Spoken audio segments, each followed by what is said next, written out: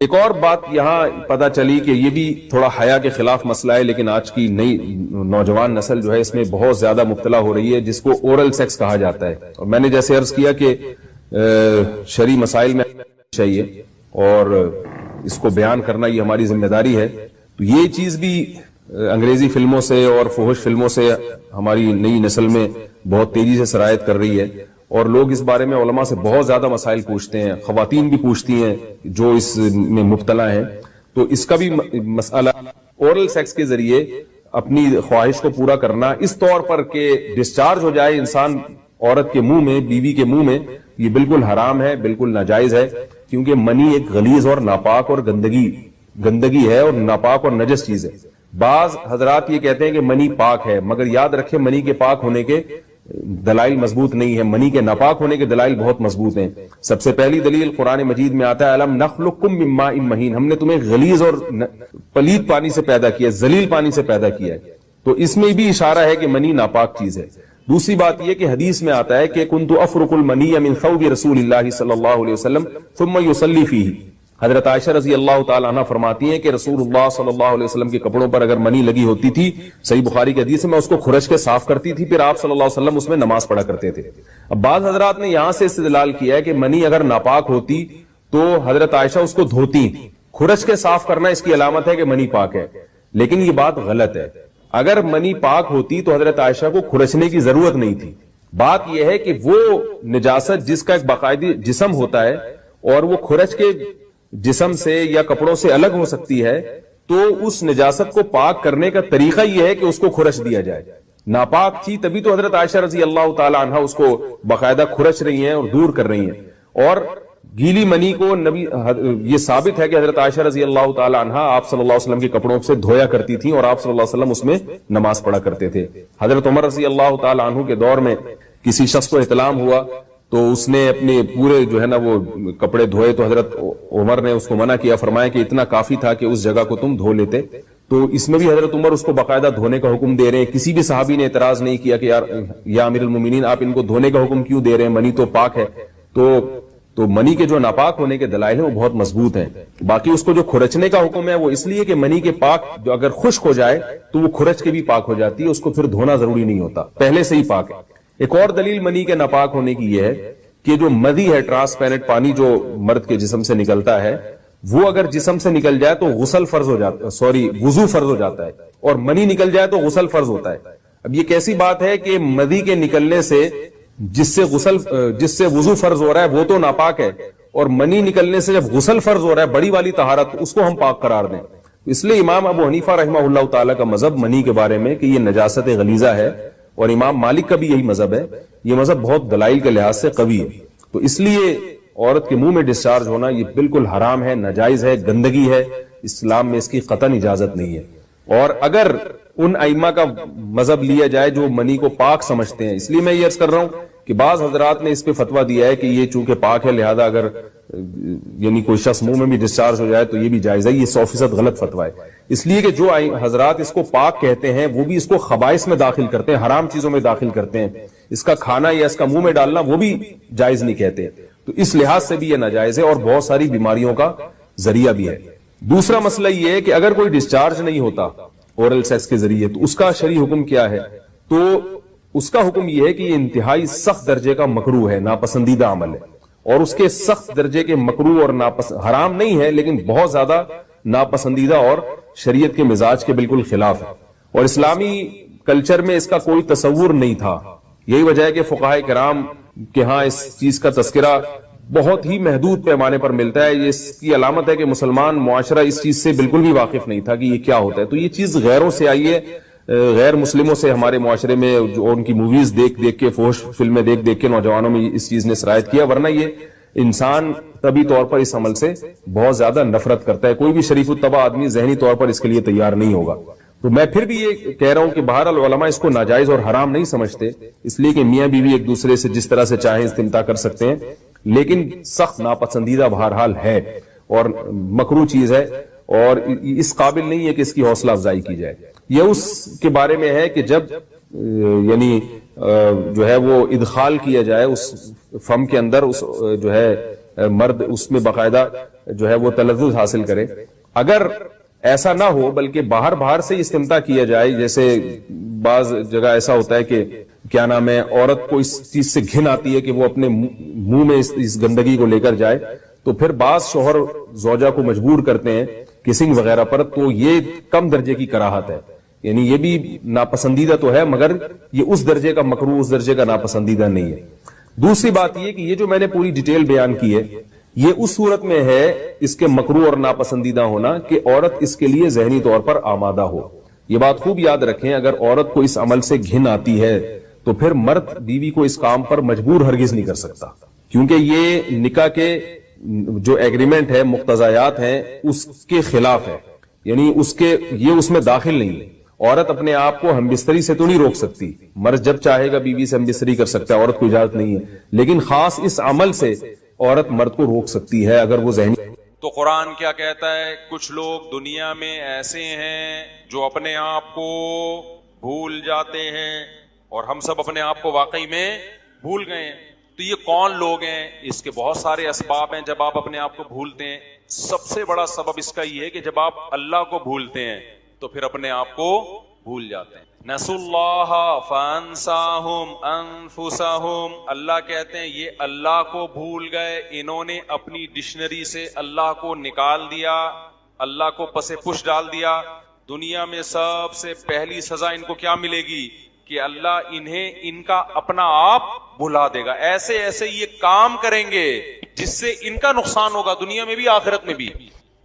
آج تو یہ آیت ایسے نظر آ رہی ہے نا, دنیا میں جس قوم نے اللہ کو بھلایا من حیث القوم, وہ قوم اپنا بیڑا غرق کرنے لگی. من حیث القوم, قومی سطح پہ انہوں نے اپنے آپ کو تباہ کر دیا. غیر مسلم قوموں کی آپ ترقیاں تو دیکھ رہے ہیں, ان کی ناکامیاں نہیں دیکھ رہے کہ کن کن محاذوں پہ وہ بری طریقے سے ناکام ہیں.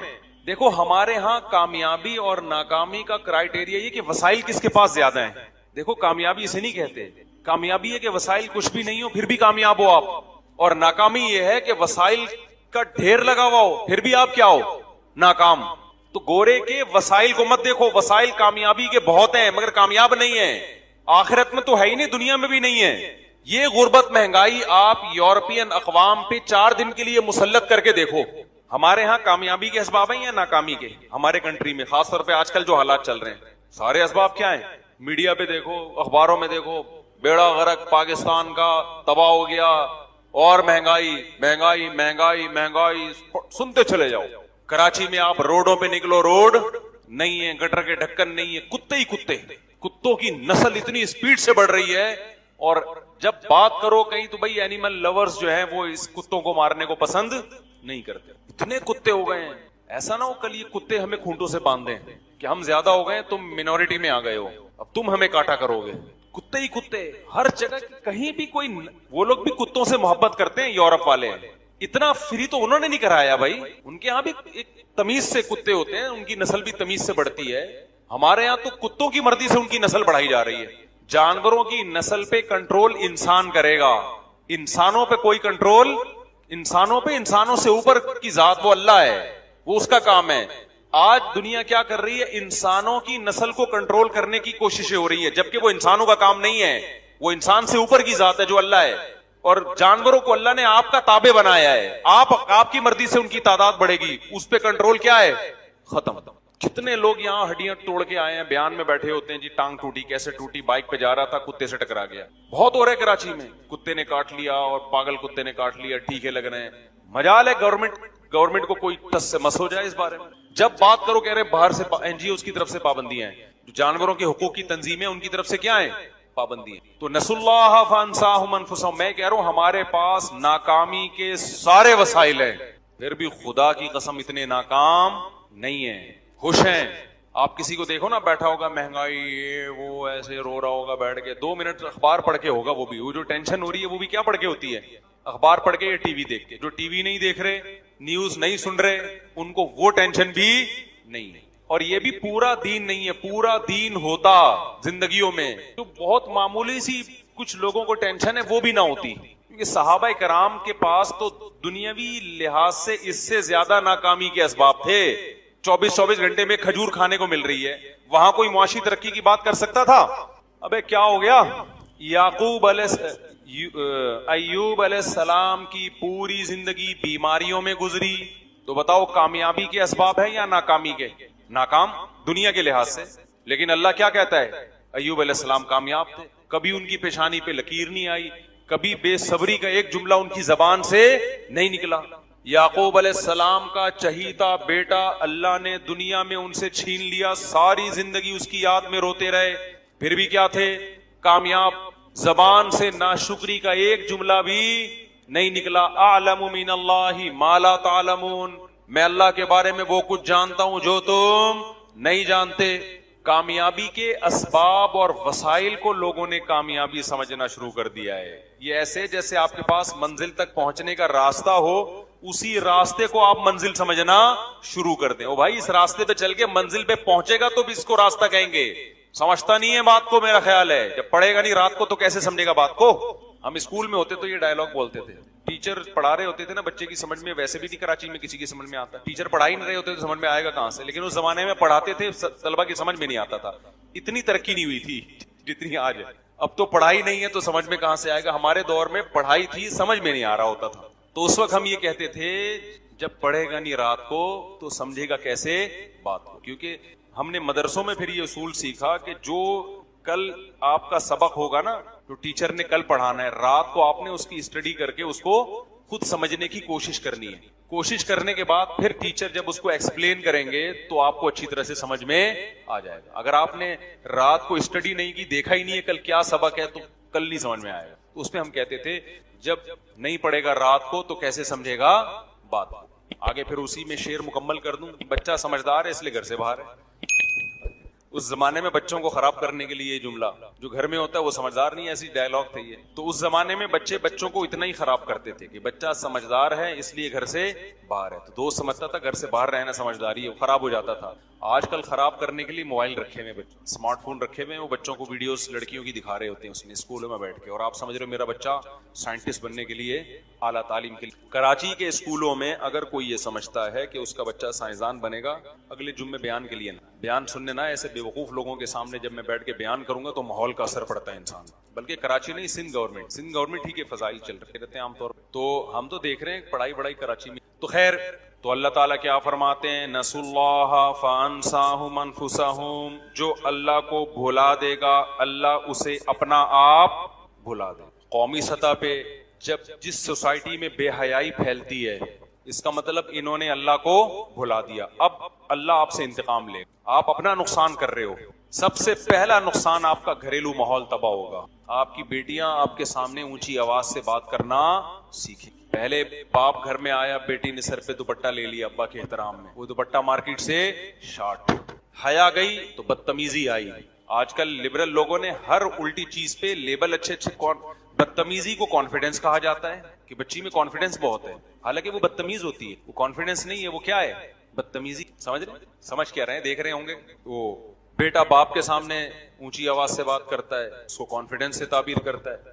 حیا جب کسی سوسائٹی میں ختم ہوتی ہے نا، اس کا سب سے پہلا نقصان بدتمیزی اسی سپیڈ سے بڑھتی ہے۔ اس کا نقصان آپ کو اس وقت ہوتا ہے جب آپ کی عمر تھوڑی سی بڑھنا شروع، آپ میچور ہونا شروع ہو جاتے ہیں، اور وہ جو نائٹ کلبوں میں ناچنا اور رنگ رلیاں، یہ جب آپ کا ٹیسٹوسٹیرون لیول تھوڑا نیچے آتا ہے نا، تو یہ مستیاں بھی آہستہ آہستہ، بولو، یہ مردانہ ہارمونز ہوتے ہیں نا، ٹیسٹوسٹیرون لیول جو ہیں، تو جیسے جیسے عمر بڑھتی ہے یہ لیول کیا ہوتا ہے، تو مستیوں کا شوق بھی کیا ہوتا ہے، کم ہوتا ہے، اور پھر بدتمیزی بہت زیادہ بری لگنا شروع ہو جاتی ہے، آپ میچور ہو جاتے ہیں۔ تو وہ 40 سال کے بعد آپ کا بیڑا آپ کے گھر میں ہی غرق ہونا شروع ہو جاتا ہے، کہ جو آپ نے گھر میں ماحول دیا تھا نا، بچیوں کو پردہ نہ کراؤ اور ماڈرن اسکول میں پڑھاؤ اور بوائے فرینڈ گرل فرینڈ اور یہ دوپٹہ اٹھا کے سائڈ پہ پھینکو بیٹا، یہ آپ نے چونکہ اللہ کو کنارے پہ رکھ دیا تھا، اب اللہ کہے گا بھگتو، یہ اولاد ہی تمہارا سر گنجا کرے گی، جتنے مرضی بال لگوا لو، یہ اولاد ٹینشن دے دے کہ تمہارے سر کو گنجا کرے گی۔ اب یہ اور اولاد خوش ہوتی ہے کہ اس بے حیائی کا ہمیں تو فائدہ ہوا نا، ہم تو آزاد ہو گئے۔ او بھائی آپ پر بھی یہ کل ٹائم، آج کل تو ویسے ہی ٹیسٹوسٹیرون لیول دھڑام سے نیچے آ رہا ہے، خوراکیں اس ٹائپ کی ہیں، سمجھ رہے ہو نا، ویسے ہی تھوڑے دنوں میں بوڑھے ہو رہے ہیں لوگ۔ تو یہ جو اولاد آج کہہ رہی ہے کہ ہمیں آزادی ہے، ہم ابا سے پوچھتے نہیں ہیں، اور لڑکیاں کے بوائے فرینڈ ہیں اور یہ اور وہ، موبائل پہ یہ ادھر ادھر کی مستیاں، یہ سمجھ رہے ہیں ہم تو آزاد ہیں نا بھائی, تھوڑے دنوں میں آپ کے ساتھ آپ کو بھی وہی جوتے پڑنے والے ہیں جو آج اپنے ماں باپ کو آپ کھلا رہے ہو. زیادہ ٹائم نہیں. جس انگریز نے اپنے ابا کو اولڈ ہاؤس میں جمع کرایا ہوتا ہے نا, اس کا بچہ بھی وہی کام اپنے ابا کے ساتھ کر رہا ہوتا ہے. سمجھتے ہو؟ آپ نے وقتی فائدے کے لیے نا, تھوڑے سے مزے کے لیے شادی, اور یہ جو بے حیائی پھیلتی ہے شادی بیاہ میں پھیلتی ہے. شادی بیاہ میں سب کیا ہو جاتا ہے, کنٹرول سے باہر. میری جس لڑکی سے منگنی ہوئی ہے اس کا پہلے کسی سے تعلق تھا اور انہوں نے بدکاری بھی کی ہے, مجھے کیا کرنا چاہیے؟ رشتہ کرنا چاہیے یا توڑ دینا چاہیے؟ میں کسی کے پرسنل معاملات میں اس کو مشورہ نہیں دیتا, کیونکہ مشورہ دینا بڑا مشکل کام ہوتا ہے. جب تک 100% کسی کے حالات کا علم نہ ہو اس وقت تک مشورہ دینا ممکن نہیں ہوتا. لیکن میں جنرلی ایک اصول بیان کرتا ہوں کہ عورت کی جو سب سے بڑی صفت ہے نا وہ ہے پاک دامنی. عورت اگر بدکاری کر لیتی ہے نا تو پھر مرد کو اس پہ کبھی بھی اعتماد نہیں آتا. عام طور پر ایک ایسا وسوسہ دل میں بیٹھ جاتا ہے کہ پھر وہ نکلتا نہیں ہے. وہ بال جو پیدا ہو گیا نا, میں یہ نہیں کہہ رہا کہ جو عورتیں بدکاری سے توبہ کریں وہ توبہ میں سچی نہیں ہوتی, بہت سی بہت اچھی ہوتی ہیں جو پہلے برے حالات گزرے ہوتے ہیں لیکن پھر نیک بنتی ہیں تو ایسی توبہ کرتی ہیں کہ اس کی مثال مشکل ہوتی ہے. لیکن ہم دلوں کے حالات جانتے نہیں ہیں. اللہ تعالیٰ نے پیغمبروں کی بیویوں میں کافر بھی پیدا کی ہیں. نوح علیہ السلام کی بیوی کافر تھی, نوح علیہ السلام کی بیوی کافر, لوط علیہ السلام کی بیوی کافر تھی, اور نوح علیہ السلام کی بیوی بھی کافر تھی. تو ایسا تو ہمیں ملتا ہے کہ پیغمبر ہو ان کی بیوی کافر ہو, مگر ایسا نہیں ملتا کوئی پیغمبر ہو اس کی بیوی بدکار ہو, اس نے زنا کیا ہو. نبی صلی اللہ علیہ وسلم نے فرمایا وَلِدْتُ مِن نِكَاحِ اللَّهِ مِن صِفَا, یعنی حدیث کا مفہوم ہے آدم علیہ السلام سے لے کے اب تک جو میرا نسب ہے, پیغمبر نے اپنے بارے میں فرمایا وہ نکاح کے ذریعے, اس میں کہیں بھی شک نہیں ہے. تو عورت جب مردوں سے اس کے تعلقات شروع ہو جائیں تو پھر جو ہے نا معاملات بہت خراب ہو جاتے ہیں. یہ ایک ہی ہماری حضرت مولانا اشرف علی تھانوی رحمۃ اللہ علیہ نے ایک بات لکھی ہے. ہندوستان, اس وقت تو انڈیا پاکستان ایک ہی تھا, تو ہندوستان پاکستان کی عورتوں کے بارے میں ایک بڑی پیاری بات لکھی. فرمایا کہ ہند اور پاک کی جو, یعنی انڈیا کی جو عورتیں, جس میں نے بتایا بنگلہ دیش اور پاکستان بھی اس وقت داخل تھا, انہوں نے فرمایا کہ ہندوستان کی عورت میں سب سے بڑی صفت یہ ہے جس کی وجہ سے مرد کو اس کے ہر عیب کو برداشت کرنا چاہیے, وہ یہ کہ یہ اپنے شوہر کی ہوتی ہے, یہ شوہر سے وفا کرتی ہے. تو اس وقت یہ حالات تھے انڈیا اور پاکستان اور بنگلہ دیش کے, کہ علماء کہتے تھے کہ بھئی اپنی بیویوں کی قدر کرو آپ, اس لیے کہ یہ جو بھی ان کے اندر عیب ہونا وہ ہو سکتا ہے, لیکن یہ اپنے شوہروں سے یہ جب ایک دفعہ باپ کے گھر سے رخصت ہو کے شوہر کے گھر میں آتی ہیں تو ان کے سامنے شوہر کے علاوہ کوئی بھی نہیں ہوتا.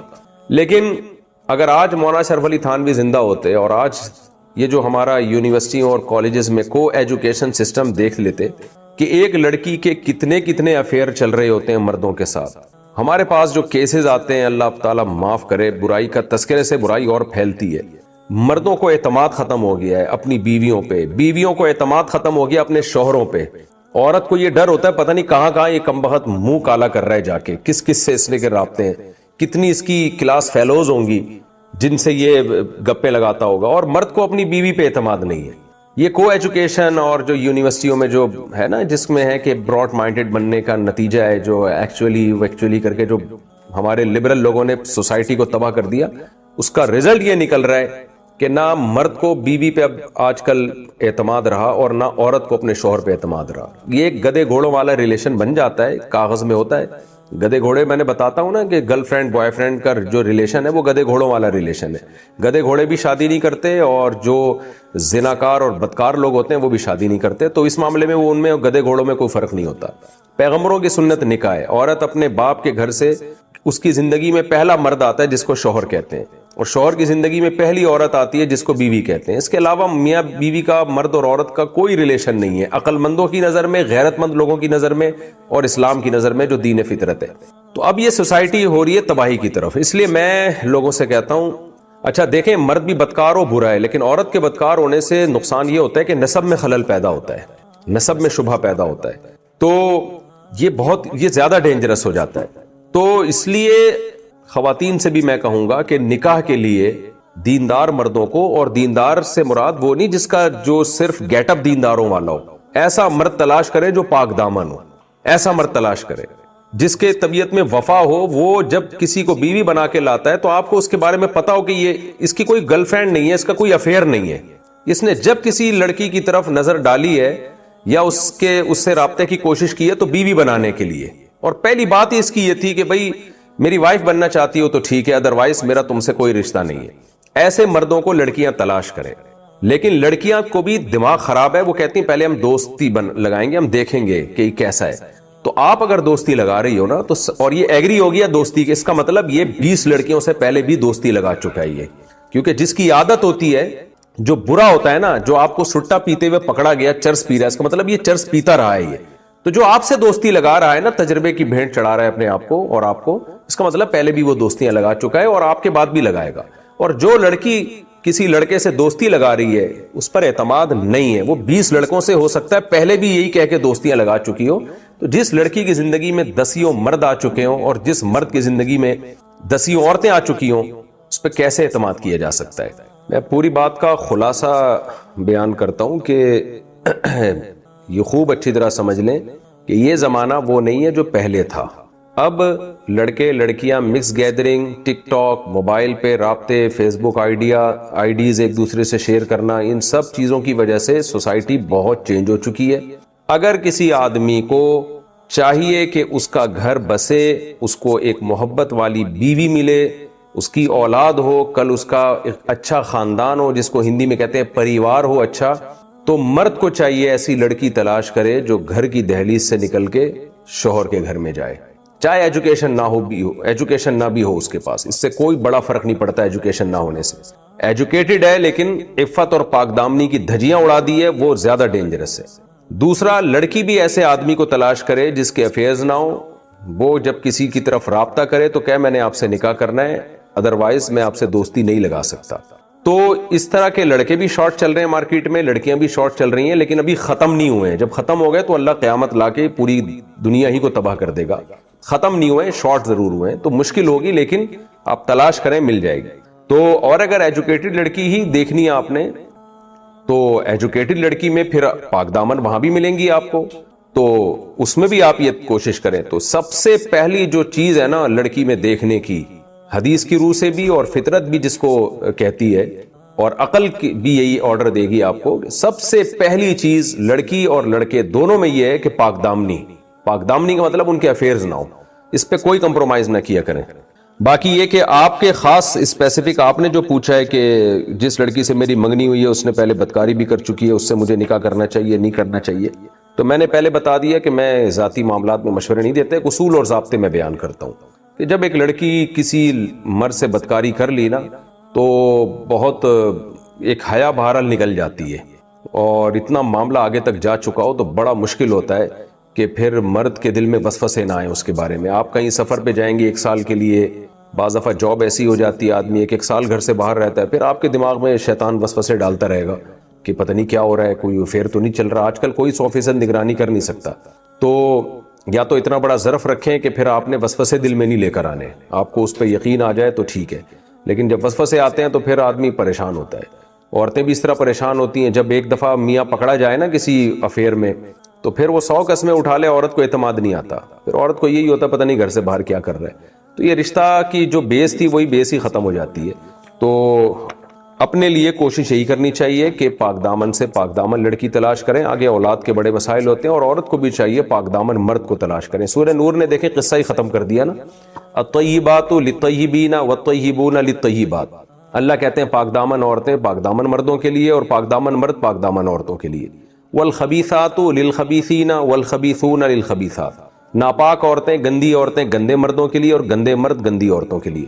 تو گند میں گندوں کو منہ مارنے دیں, اور آپ کوشش کریں کہ پاکیزہ عورتیں تلاش کریں, اور پاکیزہ عورتیں کوشش کریں پاکیزہ مرد تلاش کریں, تاکہ ایک اچھا معاشرہ وجود میں آئے. فیض بجنوری انڈیا سے پوچھتے ہیں, کسی غیر محرم پر نگاہ چلی جائے تو کون سی دعا پڑھیں؟ واہ بھائی واہ, یعنی غیر محرم کی بھی دعائیں ہیں. میں نے سنا ہے کسی غیر محرم پہ اگر نظر چلی جائے تو دعا پڑھنی چاہیے جس سے اللہ تعالیٰ اس کے لیے ایک حور بڑھا دیتا ہے. اس بارے میں رہنمائی فرمائیں, کیا یہ بات سچ ہے؟ نہیں جی, ایسی کوئی نہیں ہے. کھانا کھانے کی دعائیں ہیں, حتیٰ کہ بیت الخلاء جانے کی بھی دعائیں ہیں, لیکن نامحرم پہ نظر پڑنے کی اسلام میں کوئی دعا نہیں ہے کہ کسی محرم پہ نظر پڑے تو آپ یہ دعا پڑھیں. تو کچھ بھی نہ پڑھیں, نظر نہ ڈالیں آپ اس کے اوپر, ڈل جائے تو استغفار پڑھ لیں احتیاطاً.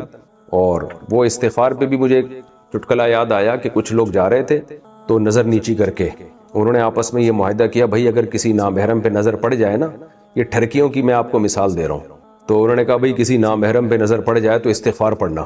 تو اچانک ایک آواز آئی استغفر اللہ، تو سب نے کہا کہاں ہیں، بجائے استغفار کرنے کے نا وہ ٹھرکی کہنے لگے کہاں ہیں بھائی. تو نامحرم پہ نظر نہ ڈالیں، پڑ جائے تو استغفار کر لیں، باقی سب لوگ فوراً پوچھیں گے کہاں ہیں. افشا انعم انڈیا سے، کیا حالت حمل میں کسی میت والے گھر نہیں جانا چاہیے؟ ایسا بعض بوڑھے کہتے ہیں، رہنمائی فرمائیں. نہیں جی، ایسی کوئی بات نہیں ہے، حالت حمل میں میت والے گھر جا سکتے ہیں، کوئی حرج نہیں ہے، اس میں کچھ نہیں ہوتا بچے کو اس سے.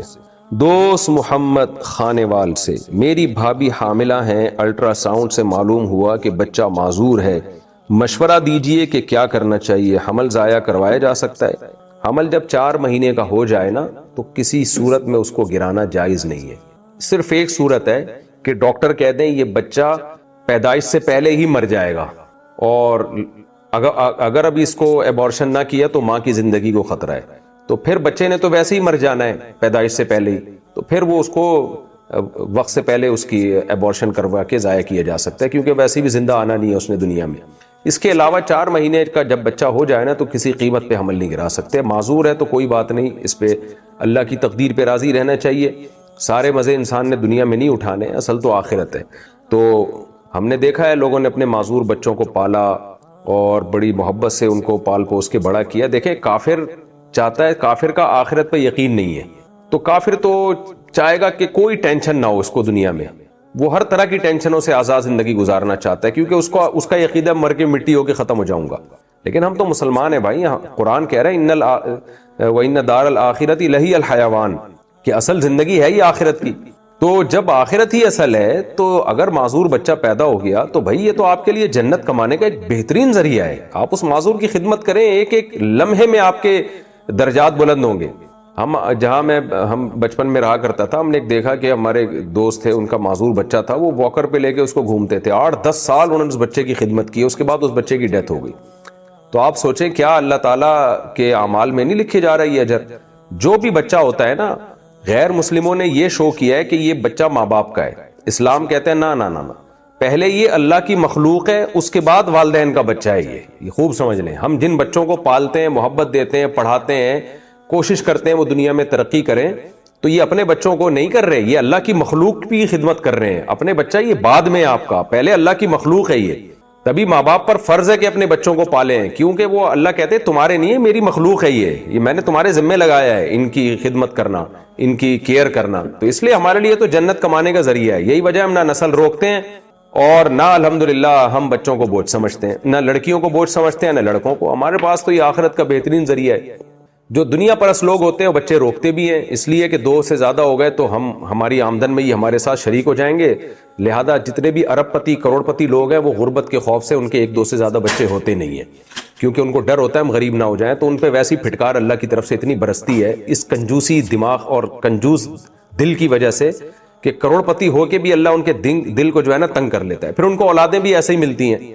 وہ کہتی ہیں کہ ابا نے اس لیے پیسے جمع کر کے رکھے تھے کہ بھئی 2 بچے اس لیے ہوئے کہ جی ان پہ خرچ نہ کرنا پڑے. تو ان کا بھی یہ مائنڈ بنتا ہے، وہ کہتے ہیں ہم بھی جو ہے وہ خرچ نہیں کریں گے. نتیجہ وہی یورپ والا کہ ابا کو بھی اولڈ ہاؤس میں جمع کراؤ، اس بڈھے کو بھیجو وہاں اولڈ ہاؤس میں، بڈھی ماں کو بھی بھیجو اولڈ ہاؤس میں، پیسہ بچاؤ پیسہ. تو ہم یورپ کی طرف ہی جا رہے ہیں. اسلام بالکل اس کے اگینسٹ. اسلام کہتا ہے اولاد معذور ہے، بیٹیاں ہیں تو بھی رونے کی اجازت نہیں ہے. 3 بیٹیوں پہ جنت کی ضمانت دے دی نبی صلی اللہ علیہ وسلم نے. تو سبحان اللہ بھائی، 3 کیا 6 ہو جائیں، 9 بیٹیاں ہو جائیں، 3 دفعہ ضمانت ہے بھائی، اور کیا چاہیے. ہمارے ایک دوست ہیں، انہوں نے بتایا میری 9 بیٹیاں ہیں. میں نے کہا بھائی تمہارا تو ویسے ہی بیڑا پار ہو گیا یار. 3 بیٹیوں کی سفارش قبول نہیں ہوئی، دوسری 3 لے آنا، وہ نہیں ہوئی تیسری 3 لے آنا. تو یہ عذاب میں جو ہے نا لبرل لوگ ہیں جن میں اللہ نے ان کو ڈالا ہوا ہے، کیونکہ اللہ کو مانتے نہیں ہیں. تو یہ 2 سے زیادہ بچے بھی ان کے لیے عذاب ہے، ہوتے تو وہ 2 بھی عذاب ہیں. 2 کون سا کام کے نکلتے ہیں ان کے. تو جن کا دل بڑا ہوتا ہے ان کی اولادیں بھی پیدا ہوتی ہیں خوب الحمدللہ، ان کے گھروں میں رونقیں بھی ہوتی ہیں. اگر کوئی معذور بچہ آ گیا تو اس پہ بھی خوشی خوشی اس کو پالتے ہیں. یار اب تو ہمیں صدقہ خیرات کا ایک ذریعہ مل گیا، یعنی اللہ کی طرف سے کہ یعنی ہم اس کو جو کھلائیں گے ہمیں تو ڈبل صدقے کا اجر ملے گا. تو یہ جنت کمانے کا ذریعہ ہے. تو اس میں بالکل ٹینشن نہ لیں. اگر بچہ معذور ہے کوئی بات نہیں بھائی، ہم اس معذور کو پالیں گے. تو جیسے دنیا میں بچہ معذور ہے تو اس کو قتل کرنا جائز نہیں ہے، تو ماں کے پیٹ میں بھی اگر معذور ہے اس کو بھی قتل نہیں کر سکتے. اس کو بھی زندہ رہنے کا اتنا ہی حق ہے جتنا دنیا میں آنے کے بعد کسی کو زندہ رہنے کا حق ہے. اور اس پہ اللہ کا شکر ادا کریں، آپ کو اللہ نے جنت کمانے کا ایک ذریعہ دے دیا ہے. باقی اللہ سے دعا عافیت ہی کی مانگنی چاہیے. میں بھی دعا کرتا ہوں اللہ صحت مند بچہ دے آپ کو. خود سے آزمائشیں مانگنا ٹھیک نہیں ہے. خود اللہ سے عافیت ہی مانگے, اللہ ہم کمزور ہیں, تو ہمیں خوشیاں دے اور ہمیں اس میں شکر کی توفیق دے. تو پھر بھی اگر کوئی آزمائش آ جاتی ہے اس میں انسان صبر کرے. تو میں بھی دعا کرتا ہوں اللہ آپ کو نیک صالح اولاد دے. یہ جو ڈاکٹروں نے کہا ہے کہ یہ بچہ معذور ہے, اللہ کرے یہ رپورٹ غلط ہو, اللہ کے ہاتھ میں سب کچھ ہے. بعض دفعہ رپورٹ میں معذور ہوتا ہے لیکن اللہ صحت مند بچہ دے دیتے ہیں. تو دعا میں کرتا ہوں اللہ آپ کو نیک صالح اولاد دے. لیکن اگر یہ 4 مہینے کا ہو گیا تو اس کو ضائع نہیں کر سکتے, اور 4 مہینے سے پہلے بھی بچہ صرف اسی صورت میں ضائع کیا جا سکتا ہے جب ماں کو کوئی بڑا خطرہ ہو, سخت بیمار ہونے کا یا جان وغیرہ کا خطرہ ہو.